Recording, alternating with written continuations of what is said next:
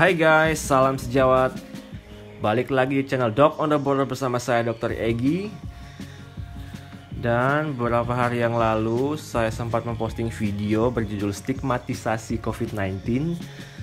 Mungkin video kali ini masih ada hubungannya dengan video sebelumnya. Baru-baru ini NTT dihebohkan dengan terungkapnya pasien pertama positif COVID-19 setelah begitu lama bersama-sama dengan Gorontalo berada di zona biru. Saya mendapat kabar ini pertama kali dari seorang sejawat yang bertugas di salah satu daerah di Pulau Flores. Karena penasaran, saya cek di covid19.go.id. Ternyata benar telah dikonfirmasi oleh gugus tugas COVID-19. Kabar ini pun menimbulkan banyak spekulasi di daerah mana orang yang dinyatakan positif COVID itu berada sekarang. Apakah di Pulau Timor, di Flores, atau Sumba? Tentunya saat itu saya tidak berharap orang itu berada di Pulau Timor. 2 hari sebelumnya, Indonesia khususnya NTT dihebohkan dengan viralnya peristiwa kapal laut KM Lamberu yang mengangkut penumpang terindikasi COVID-19 yang dilarang berlabuh di Maumere.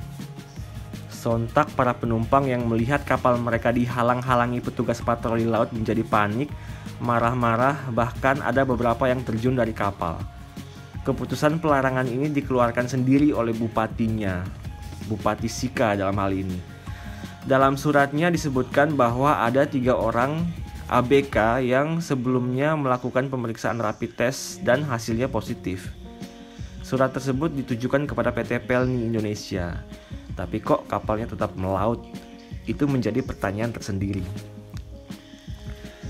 1 hari setelah NTT masuk zona merah, atau lebih tepatnya kurang dari 1 hari, beredar di YouTube video seorang yang mengaku sebagai orang pertama yang positif COVID-19 di NTT. Laki-laki berdarah alor tersebut membuat vlog saat sedang dirawat di ruang isolasi Rumah Sakit Prof. W.C. Yohanes Kupang.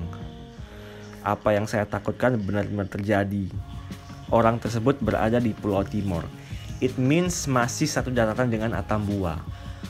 Walaupun sudah terkonfirmasi positif COVID, namun keadaan umumnya masih baik. Tidak ada gejala yang signifikan mengarah ke infeksi virus corona.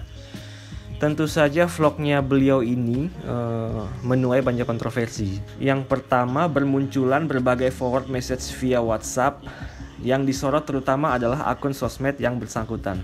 Dalam hal ini Facebook, di mana semua postingan beliau 1 minggu terakhir ini jadi viral. Tentang kemana aja beliau selama 14 hari sebelum dinyatakan positif, siapa aja yang sudah berinteraksi dengan beliau, sama kronologi atau riwayat perjalanan beliau dari Jogja, Jakarta, Bali hingga kembali ke Kupang. Yang berikutnya, dengan viralnya beliau sebagai orang pertama di NTT, artinya stigmatisasi sudah melekat pada dirinya. Bukan hanya yang bersangkutan, tetapi juga keluarga dan orang-orang yang pernah kontak dengan beliau. Kemudian menimbulkan pertanyaan, kenapa bukan Pemprov yang mengumumkan kasus ini terlebih dahulu? Butuh waktu sekitar setengah hari untuk gugus COVID-19 NTT membuat preskon tentang kasus positif pertama di NTT. Setelah sekian lama tertidur atau terbuai dengan 0 kasus positif, kemudian tetap belum terjaga walaupun di saat sudah ada kasus positif, atau gimana teman-teman? Silakan komen di bawah kalau teman-teman punya pendapat lain. Saya pribadi sangat mengapresiasi langkah yang diambil beliau. Setidaknya sebagai tenaga medis, meningkatkan kewaspadaan dengan rajin mencuci tangan dan kewajiban memakai APD. Tentunya keberanian beliau ada harganya. Ke depan, sebelum beliau sembuh, sebelum keluarganya atau kerabatnya yang melakukan kontak dinyatakan negatif, maka stigma sosial, bulian, makian, dan lain-lain harus diterima. Anda hidup di negara plus 62, di mana netizen lebih kritis dibanding anggota dewan. Mengkritik boleh, tapi nggak usah membuli. Beliau lagi butuh dukungan moral. Untung orangnya kooperatif, mau ikut semua prosedur dari rapid test, isolasi mandiri, sampai isolasi di RSUD. Bayangin kalau dia diam aja, nggak ngelapor karena takut stigma sosial, kemudian keluyuran kemana-mana, kemudian kontak dengan orang sekitar makin luas, kemudian gejala berat muncul, sehingga yang bersangkutan harus dibawa ke IGD rumah sakit. yang kebetulan bukan center penanganan COVID. Kalau kayak gini, kira-kira udah berapa orang yang bisa terjangkit?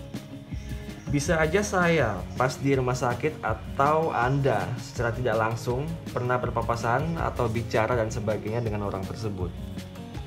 Akan lebih besar angka atau risiko menularkan penyakit ini dibandingkan dengan yang sudah dilakukan beliau. Pasien ODP, PDP adalah korban. Kalau kita menstigmatisasi mereka, mereka bakalan takut melapor. Kalau takut, maka orang ini akan bebas menyebarkan virus.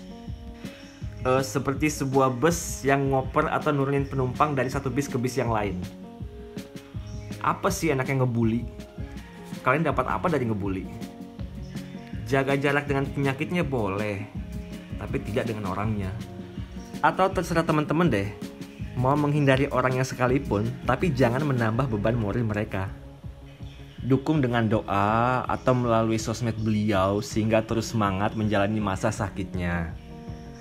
Sekali lagi untuk teman-teman tenaga medis, kasus pertama ini adalah COVID-19 tanpa gejala.